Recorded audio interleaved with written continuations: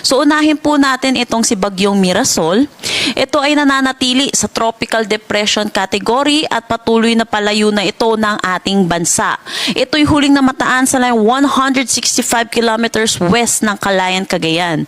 May taglay na lakas na hangin na umaabot ng 55 kilometers per hour at pagbugso na umaabot ng 70 kilometers per hour. Ito'y kumikilos west-northwest sa bilis na 10 kilometers per hour.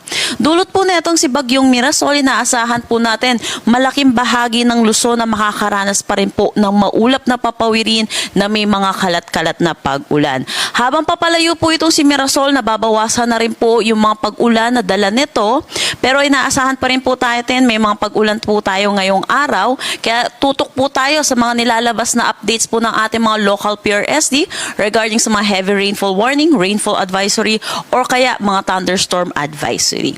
Samantala, ito pong si Nando na nasa labas ay pumasok po ng ating Philippine Area of Responsibility kagabi ng 8 p.m. ay patuloy po natin babantayan po ito. Mamaya po natin sasabihin yung update po natin hinggil po dito. Samantala, meron pa rin naman tayong southwest monsoon na nakakaapekto dito sa may southern Luzon, pati na rin sa western section ng Visayas. Dulot nitong southwest monsoon, asahan po natin magiging makulimlim ang panahon na may mataas na tsansa ng mga pag-ulan dito sa may Maropa at western Visayas.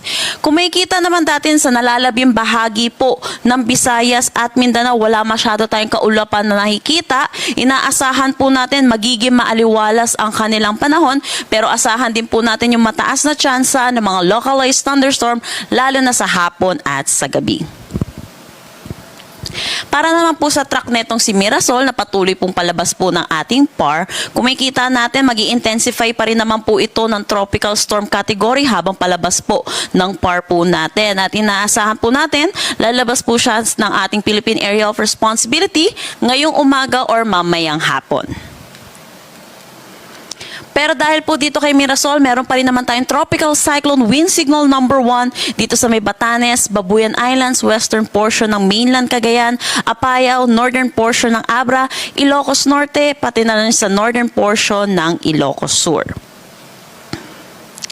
So, punta na po tayo dito sa pangalawa po natin bagyo na si Nando. Nananatili naman po ang kanyang tropical depression category at ito po ay huling namataan sa layong 1,225 kilometers east ng southeastern Luzon. May taglay na lakas na hangin na 55 kilometers per hour at pagbugso na umaabot ng 70 kilometers per hour.